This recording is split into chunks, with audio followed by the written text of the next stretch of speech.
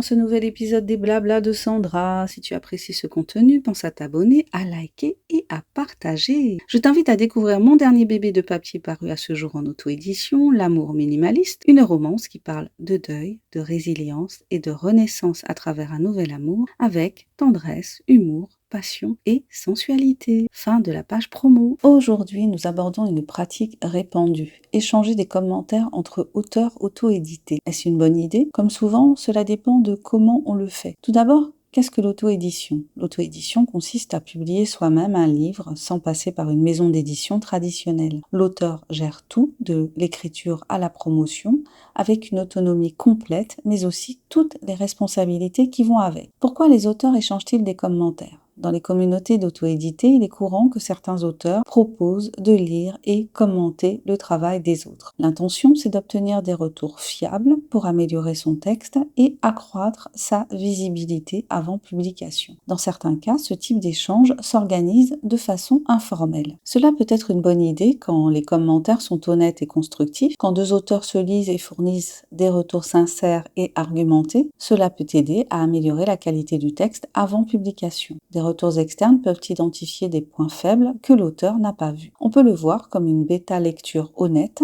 Un échange de commentaires peut être assimilé à de la bêta-lecture, pratique courante dans l'écriture collaborative et qui n'a rien de problématique tant que chaque participant reste impartial et rigoureux. Quels sont les risques et les limites de cette pratique? Cette pratique comporte plusieurs risques. Premièrement, les commentaires de complaisance. Quand les auteurs se contentent de se dire « super ton livre, bravo », ces avis ne reflètent pas une évaluation honnête. Sur des forums littéraires, ces échanges sont souvent critiqués comme non représentatifs de l'expérience réelle du lecteur. Deuxièmement, la perception des lecteurs. Les lecteurs expérimentés identifient souvent ce type d'échange et les considèrent comme des avis biaisés ou artificiels, ce qui peut nuire à la crédibilité de l'auteur. Troisièmement, il y a le positionnement des plateformes de vente et leurs règles de gestion des commentaires. Sur certaines plateformes, comme Amazon, les avis doivent être des avis de clients réels. Il existe des règles spécifiques sur ce qui est autorisé ou non. Par exemple, l'achat ou la sollicitation d'avis peut être contraire aux conditions,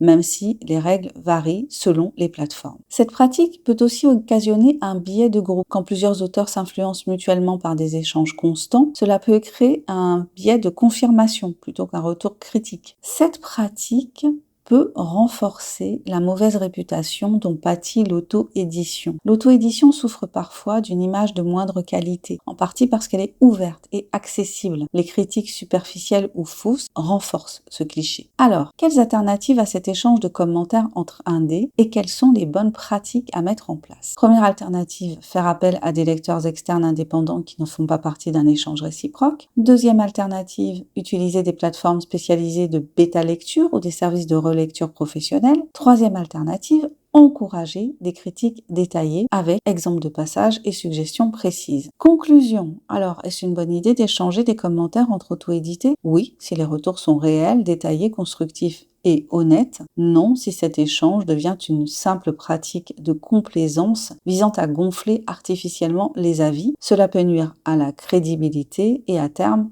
au lectorat. Merci d'avoir écouté cet épisode des Blabla de Sandra. Si tu as aimé cette réflexion, n'hésite pas à partager ce podcast et à me dire quel est ton point de vue sur la question. Je te dis à très bientôt pour un nouvel épisode des Blabla de Sandra. Allez, abonne-toi, commente si tu l'oses, like et partage. Et pense à découvrir mon dernier bébé de papier paru à ce jour, L'amour minimaliste, une romance qui parle de deuil, de résilience et de renaissance à travers un nouvel amour avec tendresse, humour, passion et sensualité. Bye bye!